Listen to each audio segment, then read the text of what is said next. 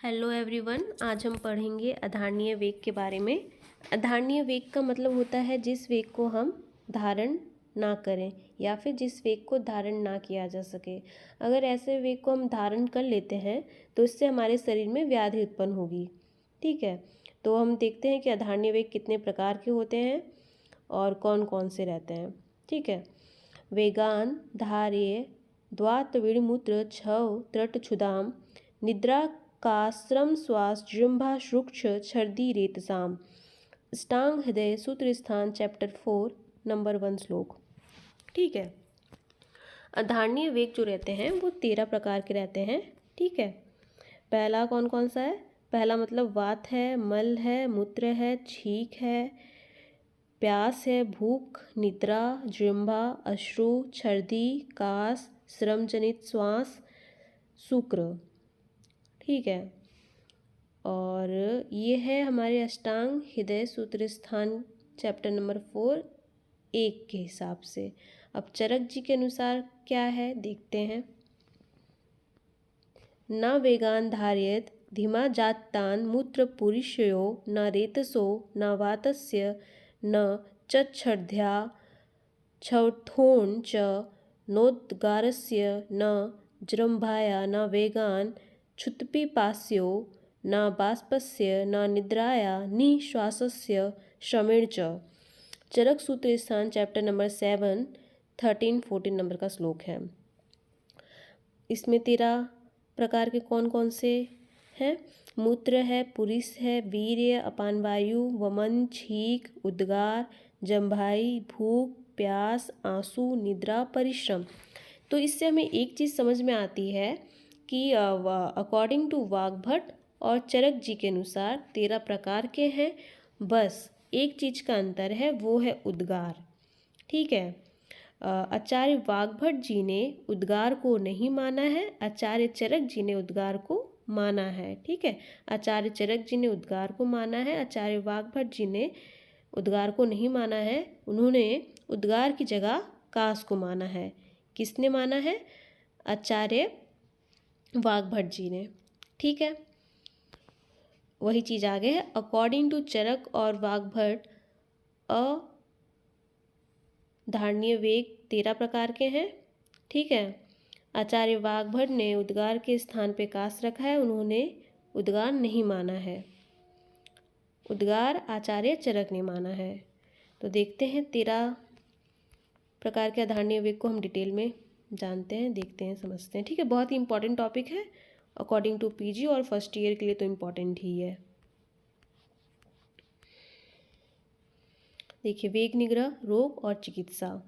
ठीक है, अगर हम किसी वेग को रोक लेते हैं तो उससे क्या रोग उत्पन्न होगा और चिकित्सा क्या करनी होगी। ठीक है, तो चलिए शुरुआत करते हैं।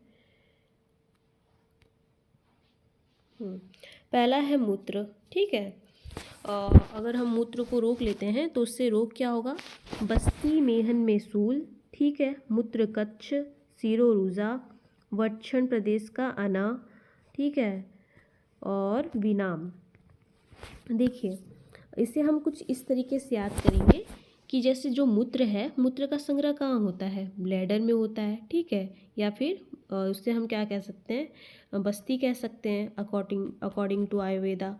ठीक है, तो बस्ती मेहन में सूल, और मेहन का मतलब होता है कि जहाँ से मूत्र का जाना, यानी जहाँ से मूत्र का त्याग होगा, मतलब जहाँ से मूत्र जाएगा। ठीक है, तो मूत्र इंद्रियाँ जिसे बोलते हैं, मूत्र इंद्रियाँ। ठीक है, मूत्र इंद्रियाँ। तो बस्ती मेहन में सूल यानी मूत्राशय और मूत्रेंद्रियों में सूल यानी दर्द होगा। मूत्र कक्ष मतलब कि जब वो मूत्र निकलेगा तो उसमें दर्द होगा। ठीक है, सिरोरुजा। देखो, सिरोरुजा और सिरसूल दोनों सेम है। ठीक है, और वक्षण प्रदेश में आना मतलब कि इंग्वानल रीजन में आना होगा। विनाम। देखिए, विराम बहुत ही इंपॉर्टेंट है। विराम का मतलब होता है कि जैसे कि जब मूत्र का त्याग होगा तो मूत्र का त्याग करते समय पीड़ा होती है। ठीक है, तो उसी पीड़ा में जो इंसान है आढ़ा टेढ़ा हो जाएगा। ठीक है, झुक जाएगा, तो वो विनाम कहलाएगा, ठीक है, विनाम होता है उसका मतलब। Okay okay. तो इसकी चिकित्सा क्या होगी? चिकित्सा इसकी होगी, स्वेदन कराएंगे। अवगाहन, अवगाहन क्या होगा? एक टब लेंगे, उसमें गर्म जल भर देंगे, ठीक है, क्वाथ भर देंगे और उसमें रोगी को बिठा देंगे, ठीक है। अभ्यंग मतलब मसाज, घी का अवपीड़क के रूप में प्रयोग करेंगे। मतलब ये है कि अवपीड़क मतलब खाने के बाद और खाने के पहले देंगे, ठीक है। और त्रिविध बस्ती। Okay fine. नेक्स्ट है पुरीस। देखिए पुरीस का संग्रह कहाँ होता है? पक्वाशय में होता है, राइट। मूत्र का संग्रह कहाँ होता है? बस्ती में होता है। तो इसे हम कुछ इस तरीके से याद रख सकते हैं, जैसे पुरीस का संग्रह पक्वाशय में होगा तो सूल होगा, और बस्ती मूत्र का जो संग्रह है बस्ती में होता है, ठीक है। तो ऐसे ऐसे याद रख सकते हैं। और सबसे इम्पॉर्टेंट है वात वर्ज्यो अप्रवर्तनम, मतलब कि वात और वर्ज अप्रवर्तनम, ठीक, उनका प्रवर्तन नहीं होगा। वात और वर्ज का मतलब क्या होता है? पुरुष होता है, ठीक है। अब जितने भी अधो मार्ग से निकलने वाले मल हैं उसमें वायु की आवश्यकता रहती है, वात वायु अपान वायु की आवश्यकता रहती है। जब इसमें वात ही अप्रवर्त है तो पुरुष कहाँ से निकल पाएगा? कॉन्सेप्ट को समझिए आप, ठीक है। तो ये हो गया वात और वर्ज अप्रवर्तनम, मतलब वात और पुरुष अप्रवर्तन होंगे, ओके। फिर है शिरसूल, फिर है पिंडिको देष्ट नादमान, मतलब कि जैसे कि हम पुरुष करते समय कौन से रीजन में बैठते हैं? कुकड़ू रीजन में बैठते हैं, ठीक है। तो जब तो वहाँ पे जो काफ रीजन है, मतलब पिंडिका, पिंडिका का यानी काफ रीजन है, तो उसमें बहुत वेदना होगी, ठीक है। तो वो होता है पिंडिको देष्ट नादमान। फिर आदमान का मतलब होता है पेट फूलना, ओके। अब देखिए अब इसकी चिकित्सा क्या होगी? चिकित्सा देखिए स्वेदन है, अभ्यंग है, अभ्यंग मतलब मसाज, अवगाहन हमने देखा ही, ठीक है। और स्वेदन का मतलब होता है पहले स्नेहन कराएंगे फिर स्वेदन कराएंगे, ठीक है। फिर वर्त्यो बस्ती कर्म, फिर प्रमाची अन्नपान। देखिए प्रमाची अन्नपान का मतलब होता है कि हम ऐसे अन्नपान उस व्यक्ति को देंगे जो पुरुष को बाहर निकाले, ठीक है। तो पुरुष को तोड़ने में मदद करे और उसे आसानी से बाहर निकाले, ऐसा अन्नपान देंगे। फिर आता है शुक्र। शुक्र में क्या है? मेढ़ विष्णु में शूल। देखिए मेढ़ यहाँ पे क्या हो गया? मेढ़ वही है, मूत्रेंद्रियाँ है, मूत्रेंद्रियाँ, ठीक है, मूत्रेंद्रियाँ। या फिर हम कह सकते हैं मेहन, मेहन ही मेढ़ है, ठीक है, मेहन ही मेढ़ है। वृषणों में शूल, ठीक है। मूत्रावरोध, अब देखिए बहुत ही इम्पोर्टेंट है ये मूत्रावरोध। अब हम मतलब कि शुक्र और मूत्र का प्रवाह दोनों मतलब का प्रवाह एक ही जगह से होता है। किससे होता है? मेढ़ से होता है। तो जब शुक्र ही नहीं निकल रहा है तो मूत्र कैसे निकल सकता है? तो इसलिए मूत्रावरोध भी हो जाएगा, क्योंकि दोनों का स्थल जाने का एक ही है, ठीक है, बाहर निकलने का स्थल एक ही है, तो इसलिए मूत्रावरोध भी होगा, इम्पॉर्टेंट है। फिर होता है हृदय में वेदना, अंगमर्द, और आचार्य वाग्भट जी ने अंगभंग भी बताया है, ठीक है।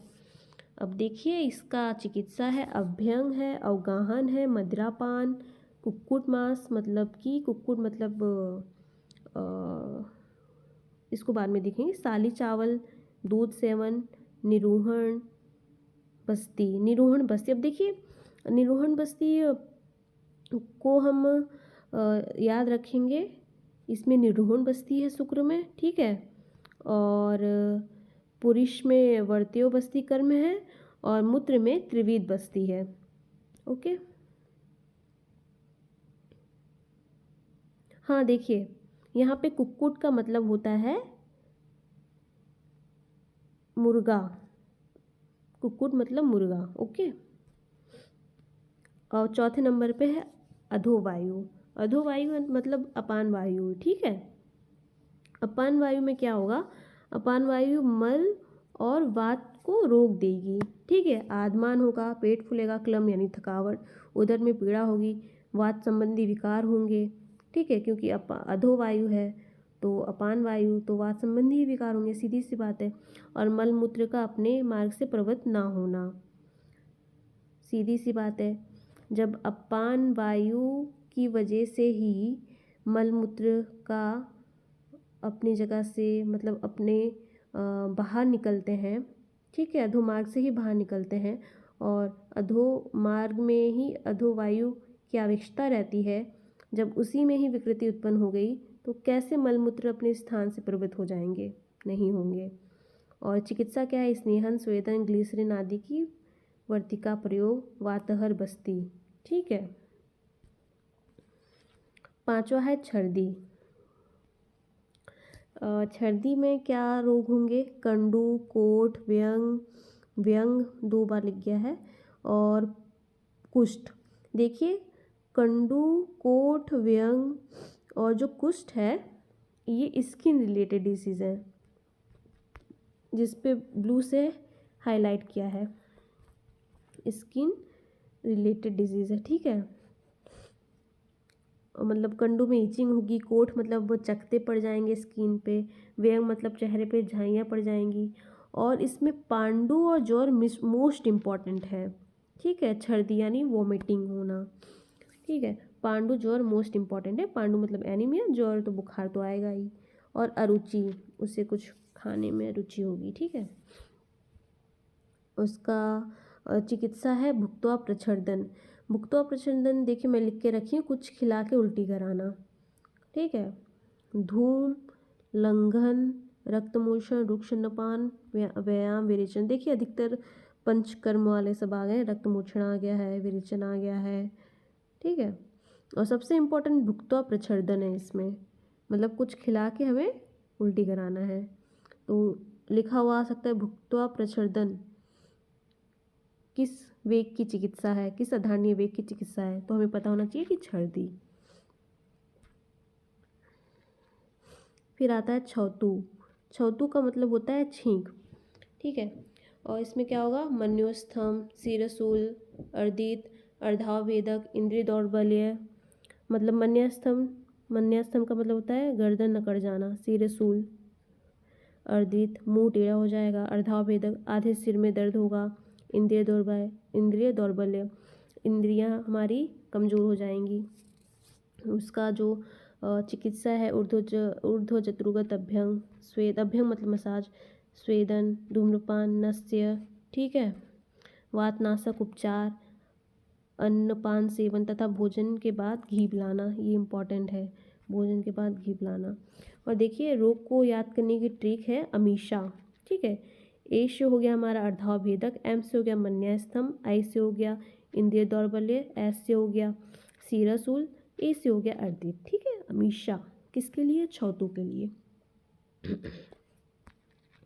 फिर आता है डकार यानी उद्गार, जिसे वाग्भट जी ने नहीं माना है, जिसे चरक जी ने माना है, उद्गार को यानी डकार। इसमें हिचकी आएगी, श्वास आएगी, कपकपी होगी, विबंध हृदयोरसो मतलब हृदय की क्रिया रुक जाएगी। हिक्का तुल्य औषध, चिकित्सा हिक्का तुल्य औषध, हिक्का को ठीक करने के लिए वैसी औषधियाँ प्रयोग करनी चाहिए। मतलब कि जो चिकित्सा हिचकी के लिए की जाती है वही चिकित्सा हिक्का तुल्य औषध, ये है मतलब। जृम्बा मतलब जम्भाई, विनाम, देखिए विनाम हमने पढ़ा था, ठीक है। विनाम मतलब वही आड़ा टेढ़ा हो जाना, जैसे जिम्बा आती है तो हम ऐसे सो जाते हैं, ठीक है।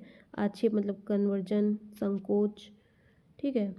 सुप्तिवात, कंपवात, कंपन। और इसकी चिकित्सा क्या है, वातग्न औषध, वात का हरण करने वाली औषधियों का प्रयोग करेंगे। फिर क्षुधा, क्षुधा मतलब प्यास। कार्श्य दौर्बल्य, कार्श्य मतलब कलर डार्क हो जाएगा, दौर्बल्य कमज़ोर, वैवर्ण्य मतलब वर्ण का कुछ इफेक्ट होगा, अंगमर्द, अरुचि, भ्रम, ठीक है। आचार्य वाग्भट ने अंगभंग बताया है। और जो चिकित्सा है, स्निग्ध कराएंगे, उष्ण कराएंगे, लघु भोजन कराएंगे क्षुधा के लिए। पिपासा, कठास्य शोष, बाधिर्य, श्रमसाद, हृदयवथा। उपचार चिकित्सा के लिए है शीत उपचार एवं तर्पण पान। ओके। बाष्प वेग यानी अश्रु, प्रतिस्याय मतलब रनिंग नोज, अक्षी रोग, हृदय रोग, अरुचि, भ्रम और स्वप्न मतलब कि उसे सुला देना, ठीक है। मद्यपान, प्रिय कथाओं को सुनना, ये होगा। निद्रा में जो रोग होंगे, जृंबा, अंगमर्द, तंद्रा, अक्षिगौरव मतलब आँखों में भारीपन, सिरो रोग, और उसको सुला देना है चिकित्सा में। संवहन, हाथ पैरों को दबाना है, ठीक है। फिर श्रम निश्वास मतलब कि जिसने परिश्रम किया है उसे अपनी सांस को छोड़ना है, मतलब रोकना नहीं है, ठीक है। गुल्म है, हृदय रोग है, सम्मोह है, मतलब अगर हम श्रम निश्वास करते हैं तो अधारनीय वेग, ठीक। और उसका जो चिकित्सा है विश्राम, वातघ्न क्रिया, विश्राम करा देंगे और वात को हरण करने वाली जो क्रियाएं हैं वो करेंगे। फिर कास, जो आचार्य वाग्भट जी ने माना है अकॉर्डिंग टू वाग्भट, श्वास वृद्धि, अरुचि, हिदामय सो सिक्का, काशः सूत्रा विधि मतलब कास रोग नाशक चिकित्सा प्रयोग। ओके, तो ये हमारा कंप्लीट हुआ अधारणीय वेग, ठीक है। अब हम जान लेते हैं सिमिलरिटी, किसमें क्या था, मतलब गुल्म में क्या था। और जैसे कि वातघ्न क्रिया जो बताई गई है वो किस किस के लिए बताई गई है। वातघ्न क्रिया देखिए छौतु के लिए बताई है, जृंभा के लिए बताई है, श्रम निश्वास के लिए बताई है, ठीक है। और गुल्म जो है आचार्य वाग्भट जी ने श्वास के लिए बताया है, अश्रुवेग धारण के लिए बताया है, अधोवायु के लिए बताया है। और जो अंगमर्द है उसकी कुछ ट्रिक है एनएससी, अंगभंग है उसकी ट्रिक है एमएससी, डिग्री होती है, ठीक है। तो अंगमर्द में एनएससी है, एनएससी में एन है निद्रा, एस है शुक्र और सी है क्षुधा। अंगभंग है एमएससी में मूत्र है, शुक्र है, क्षुधा है, ठीक है। विनाम में क्या है, मूत्र है, जृंभा है, हृदय व्यथा किस में आता है, पिपासा में आता है और शुक्र में आता है, ठीक है। Okay, thank you so much.